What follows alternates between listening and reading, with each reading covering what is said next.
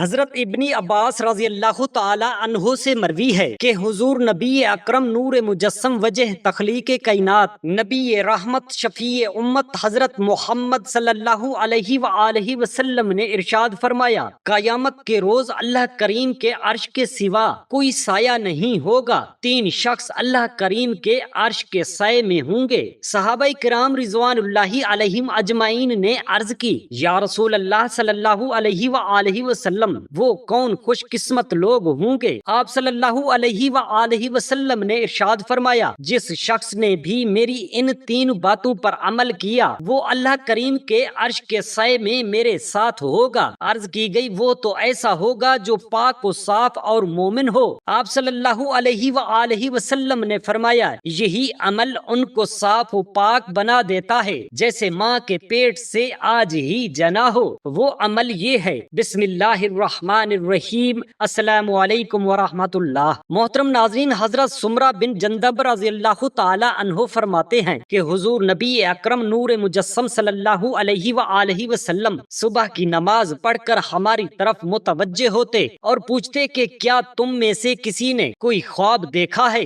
تو اگر کسی نے کوئی خواب دیکھا ہوتا تو بیان کرتا اور آپ صلی اللہ علیہ وآلہ وسلم اس خواب کی مناسب تعبیر بیان فرماتے۔ ایک دن آپ صلی اللہ علیہ وآلہ وسلم نے اسی طرح صحابہ کرام سے سوال فرمایا تو ہم نے عرض کیا کہ آج ہم میں سے کسی نے کوئی خواب نہیں دیکھا، تو اس پر آپ صلی اللہ علیہ وآلہ وسلم نے اپنا طویل خواب صحابہ کرام رضوان اللہ تعالی عنہم کو سنایا کہ آپ کو دو شخص ہاتھ پکڑ کر لے گئے اور امت کے گنہگاروں پر برزخی زندگی میں جو عذاب ہو رہے ہیں ان کا تفصیل سے مشاہدہ فرمایا۔ آپ نے ایک شخص کو دیکھا، وہ بیٹھا ہوا ہے اور اس کے سامنے ایک دوسرا شخص لوہے کا زنبور ایک قسم کا ہتھیار لیے ہوئے کھڑا ہے اور وہ اس زنبور سے بیٹھے ہوئے شخص کے ایک گلا کو گری تک چیر دیتا ہے، پھر دوسرے گلا کے ساتھ یہی معاملہ کرتا ہے، اتنے میں پہلا گلا صحیح ہو جاتا ہے، برابر اس کے ساتھ یہی برتاؤ کیا جا رہا ہے۔ بعد میں پوچھنے پر معلوم ہوا کہ جس کا گلا چیرا جا رہا ہے وہ جھوٹا شخص ہے جس پر اعتماد کرتے ہوئے لوگ اس کی بات دنیا میں عام کر دیتے تھے۔ ایک شخص کو میں نے دیکھا کہ وہ گدی کے بل لیٹا ہوا ہے اور دوسرا شخص اس کے سر کے پاس بڑا سا پتھر لیے ہوئے کھڑا ہے جس سے وہ لیٹے ہوئے شخص کے سر کو کچل دیتا ہے۔ پتھر لڑھک کر کچھ دور چلا جاتا ہے تو اتنے میں کہ اسے وہ اٹھا کر لائے، اس کا سر پھر ویسا ہی صحیح و سالم ہو جاتا ہے، پھر اس کو مارتا ہے اور یہی سلسلہ برابر جاری رہتا ہے۔ اس کے تعلق سے معلوم ہوا کہ وہ عالم دین تھا جو نہ تورات میں علمی مشغولیت میں رہتا تھا اور نہ دن میں اس پر عمل کرتا تھا۔ اسی خواب میں آپ صلی اللہ علیہ وآلہ وسلم نے ایک بڑا گڑھا دیکھا جو آگ کے تنور کی مانند تھا، جس کا اوپری حصہ تنگ تھا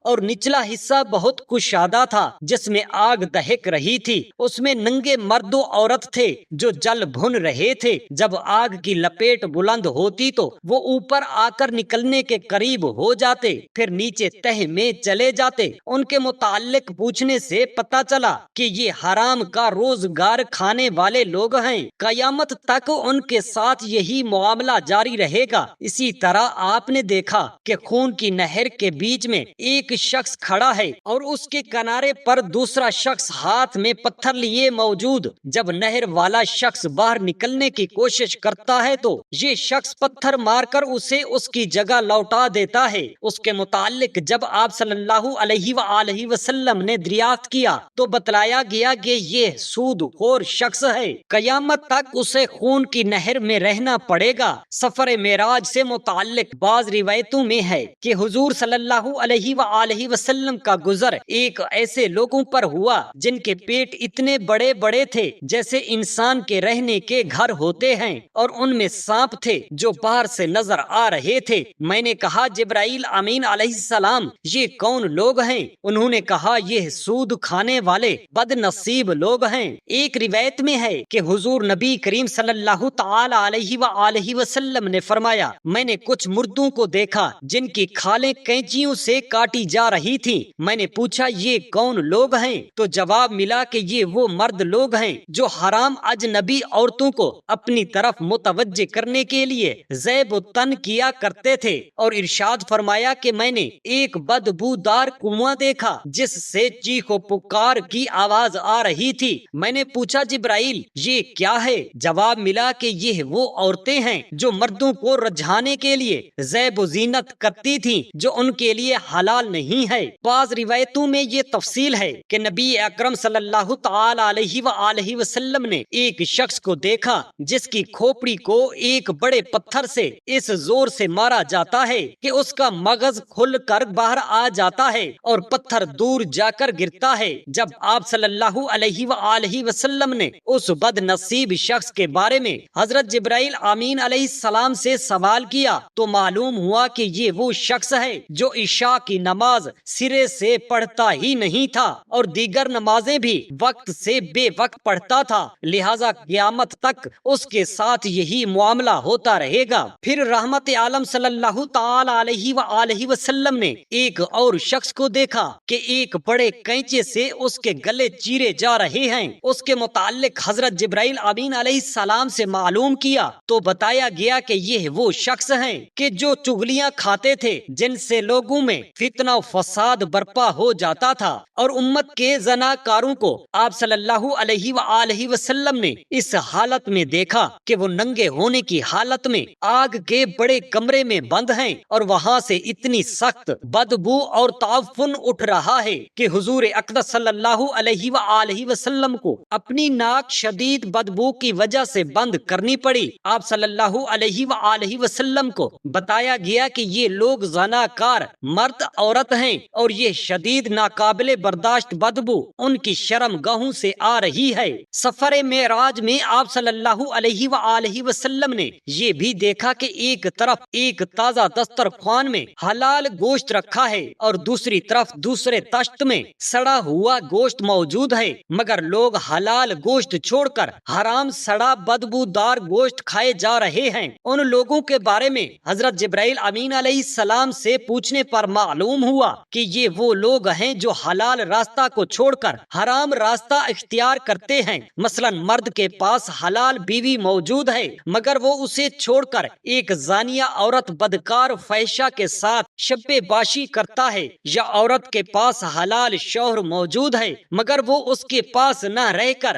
غیروں کے پاس رات گزارتی ہے۔ اور آپ صلی اللہ علیہ وآلہ وسلم نے کچھ عورتوں کو دیکھا کہ وہ اپنے پستانوں کے ذریعہ لڑکا دی گئی ہیں اور وہ چیخ و پکار کر کے اللہ سبحانہ و تعالی سے فریاد کر رہی ہیں۔ ان کے بارے میں بتایا گیا کہ یہ بھی زناکار عورتیں ہیں۔ اسی طرح آپ صلی اللہ علیہ وآلہ وسلم نے دیکھا کہ ایک سیاہ ٹیلا ہے جس پر کچھ مخبوط الحواس جس کا دماغی توازن کھو گیا ہو ایسے لوگ موجود ہیں۔ ان کے پیچھے کے حصے میں دہکتی ہوئی آگ ڈالی جا رہی ہے جو ان کے جسم سے ہو کر منہ، ناک، کان اور آنکھ کے راستہ سے خارج ہو رہی ہے۔ اس ہولناک عذاب میں مبتلا لوگوں کے بارے میں پوچھنے پر معلوم ہوا کہ یہ لواطت کرنے والے یعنی مرد ہو کر مرد ہی سے جنسی خواہش پوری کرنے والے غلیظ لوگ ہیں۔ اس کام کو کرنے والے اور کرانے والے دونوں عذاب میں گرفتار ہیں۔ معراج کے سفر میں آپ صلی اللہ علیہ وآلہ وسلم کا گزر ایسے لوگوں پر بھی ہوا جن کی زبانیں اور ہونٹ کینچیوں سے کاٹے جا رہے تھے۔ کاٹنے کے فوراً بعد وہ اپنی اصلی حالت پر آ جاتے تھے اور پھر انہیں دوبارہ کاٹا جا رہا تھا۔ برابر یہی سلسلہ جاری تھا۔ آپ صلی اللہ علیہ وآلہ وسلم نے حضرت جبرائیل امین علیہ السلام سے پوچھا کہ یہ کون لوگ ہیں؟ تو جواب ملا کہ یہ امت کے بے عمل فتنہ میں مبتلا وائز کرنے والے ہیں جو دوسروں کو تو نصیحت کرتے تھے مگر خود اس پر عامل نہیں تھے۔ حضرت رافع رضی اللہ تعالی عنہ فرماتے ہیں کہ ایک مرتبہ حضور نبی اقدس صلی اللہ تعالی علیہ وآلہ وسلم کے ہمراہ بقیع کے قبرستان سے گزرا تو حضور نبی اکرم نور مجسم صلی اللہ تعالی علیہ وآلہ وسلم نے اوف فرمایا، مجھے یہ خیال ہوا کہ شاید آپ مجھ سے یہ ناگواری کا کلمہ فرما رہے ہیں،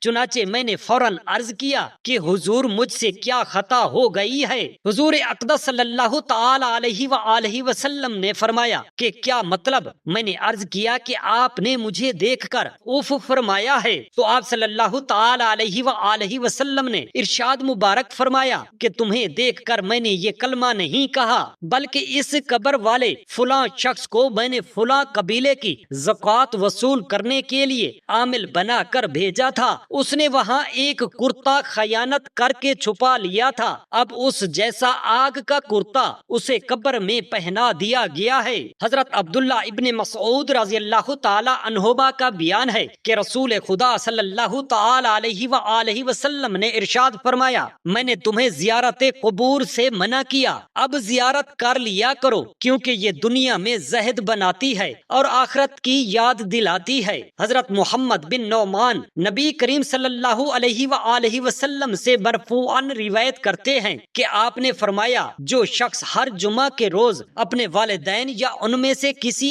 ایک کی قبر پر جائے اور دعائے مغفرت کرنے کے لیے تو اس کی مغفرت کر دی جاتی ہے اور اسے نیکی کرنے والا لکھا جاتا ہے۔ حضرت ابن جوزا رضی اللہ تعالی عنہ سے مروی ہے کہ ایک مرتبہ اہل مدینہ سخت قحط سالی میں مبتلا ہو گئے، یعنی بارشیں نہیں ہو رہی تھیں۔ انہوں نے حضرت عائشہ رضی اللہ تعالی عنہا کی بارگاہ اقدس میں آ کر شکایت کی۔ آپ رضی اللہ تعالی عنہا نے فرمایا، نبی کریم صلی اللہ تعالی علیہ وآلہ وسلم کے مزار اقدس کی جانب دیکھو اور ان کے حجرہ مبارک یعنی روضہ مطہرہ سے تھوڑا سا سوراخ کر دو، یہاں تک کہ آپ صلی اللہ علیہ وآلہ وسلم کی قبر انور اور آسمان کے درمیان کوئی چھت یعنی حجاب باقی نہ رہے۔ پس صحابہ کرام رضوان اللہ تعالی علیہم اجمعین نے ایسا ہی کیا۔ اتنی کثیر بارش ہوئی جس سے بہت گھاس اگی، اونٹ وہ گھاس کھا کھا کر اتنے موٹے ہو گئے کہ ان کی کوہانیں پھٹ گئیں۔ اس سال کا نام پھٹنے کا سال پڑ گیا۔ حضرت ابن عباس رضی اللہ تعالی عنہ سے مروی ہے کہ حضور اکرم نور مجسم وجہ تخلیق کائنات نبی رحمت شفیع امت صلی اللہ تعالی علیہ وآلہ وسلم نے ارشاد فرمایا، قیامت کے روز اللہ کریم کے عرش کے سوا کوئی سایہ نہیں ہوگا، تین شخص اللہ کریم کے عرش کے سائے میں ہوں گے۔ صحابہ کرام رضوان اللہ علیہم اجمعین نے عرض کی، یا رسول اللہ صلی اللہ تعالی علیہ وآلہ وسلم وہ کون خوش قسمت لوگ ہوں گے؟ آپ صلی اللہ علیہ وآلہ وسلم نے ارشاد فرمایا، نمبر 1 وہ شخص جو میرے امتی کی پریشانی دور کرے گا، وہ میرے ساتھ عرش کے سایہ میں ہوگا۔ نمبر 2 میری سنت کو زندہ کرنے والا بھی میرے ساتھ عرش کے سایہ میں ہوگا۔ نمبر 3 مجھ پر کثرت سے درود شریف پڑھنے والا بھی میرے ساتھ عرش کے سایہ میں ہوگا۔ عرض کی گئی، وہ تو ایسا ہوگا جو پاک و صاف اور مومن ہو۔ آپ صلی اللہ علیہ وآلہ وسلم نے فرمایا، یہی عمل ان کو صاف و پاک بنا دیتا ہے جیسے ماں کے پیٹ سے آج ہی جنا ہو۔ اللہ تعالیٰ سے دست ادب دعا ہے میرے تمام مسلمان بہن بھائیوں کو اور ان کے بچوں کو ان تینوں کام کرنے والا بنائے، آمین یا رب العالمین۔ جزاک اللہ خیرا کثیرا۔